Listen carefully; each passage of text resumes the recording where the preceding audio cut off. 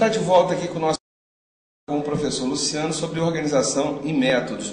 Luciano, olha só, né, já tratamos do Fayol, do Taylor, importância, e aí é inevitável, ainda que às vezes as pessoas não discutam tanto em organização e método, não sei, quero acreditar caia isso mais em outra disciplina, que é a questão do modelo japonês, que é a questão do toyotismo, quer dizer, que me parece que da década de 60, mas principalmente da década de 70, foi a grande revolução na administração. Queria que você falasse por que revolução, por que esse modelo japonês é tão emblemático assim, por que as pessoas falam tanto nele, qual a importância? Marcelo, é importante esse assunto, a gente comentar ele, porque muitos alunos, e também, por exemplo, eu estava lecionando a organização de método da última vez, um aluno me perguntou especificamente: professor, mas onde entra o modelo japonês na administração pública? Né? Então, em vez de fazer essa pergunta, nós devemos ver que o modelo japonês ele parte de uma diferenciação, né, de Taylor, do que era a proposição de Taylor e Ford. Né? Ele passa a colocar o empregado, o colaborador, a participar dos métodos de trabalho. Você que tinha no seu... vamos lá para o lado da empresa, né? Porque a gente tem que dar um exemplo lá da empresa. Onde você só trabalhava numa máquina, né? Só manufaturava numa certa máquina, agora você vai ter que dar manutenção nessa máquina, você vai ter que limpar o seu posto de trabalho, você vai ter que saber se a máquina tem uma pressão, você vai ter que saber se ela tem um nível de óleo, como é que está. Quer dizer, esse empregado passa a ser uma pessoa multifuncional. E ele nós passamos a ter círculos de controle de qualidade, né? Reuniões, quer dizer... Isso que eu ia te perguntar, essa ideia de controle de qualidade surge com o toyotismo, né?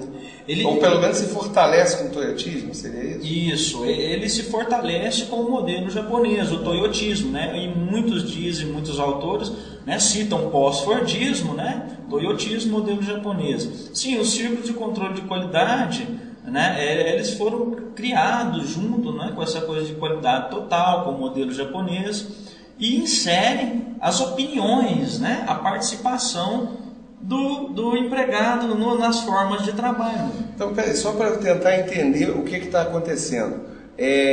O Fayol, ele pensa exclusivamente a empresa. O Taylor, ele vê, e aí aquela até a expressão que eu achei muito legal sua, da ideia de anatomia, né, da empresa e tal. O Taylor, ele está pensando o funcionário, mas é um funcionário meio máquina, né, que tem que cumprir tarefas que foram pensadas para que ele as reproduzisse.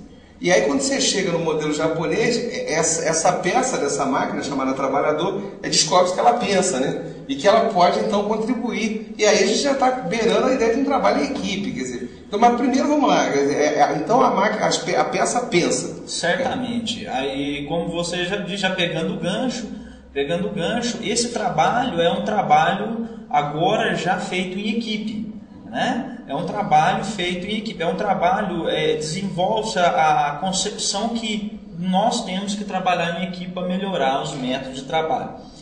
E esse trabalhador, não só ele vai trabalhar em equipe, mas ele vai assumir responsabilidades diferentes. Então, tem muito a multifuncionalidade, né? A polivalência, a proatividade, já nesse modelo japonês de administração.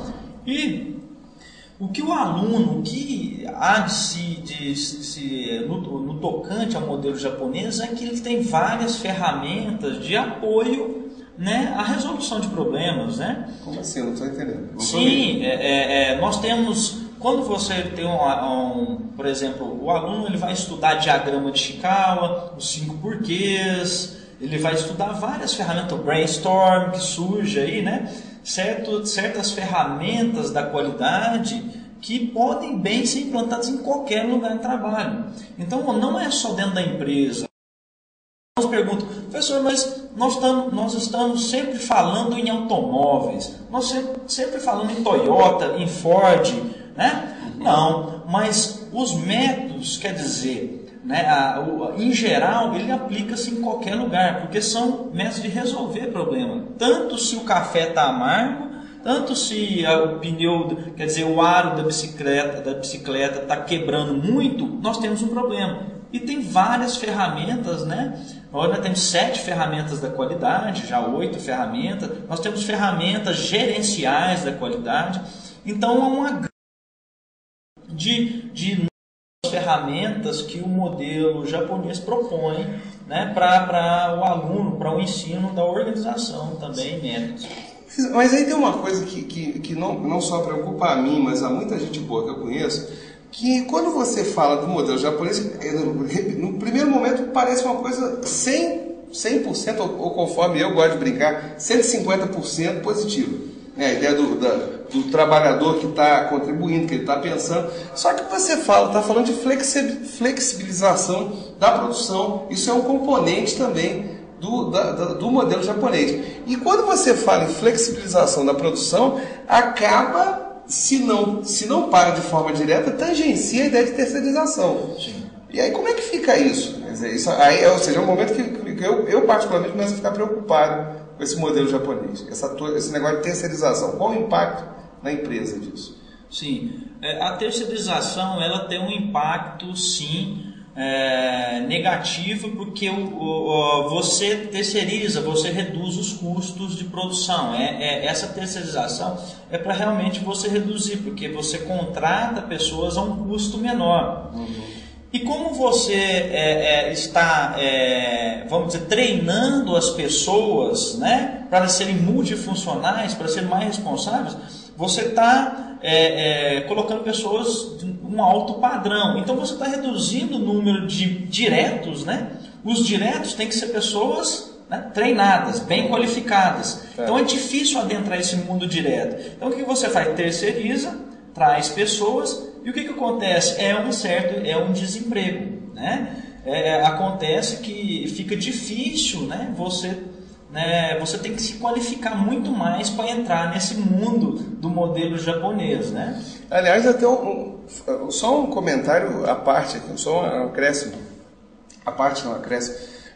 que era o papel dos decassegues, né? Daqueles brasileiros, filhos de japoneses que voltaram para o Japão para pegar essas funções menos qualificadas, que o próprio japonês não exercia mais. Sim. Né? Caía um pouco nisso, né? Sim. Sem dúvida alguma. Wilson, perdão, Luciano, lembrando aqui o autor que ele não citou, que é o Wilson aqui, mas enfim, aí é parte da administração pública, e eu só estou, sem querer citei o ex-presidente americano por causa de uma pergunta para a gente fechar, que foi a pergunta que o aluno te fez.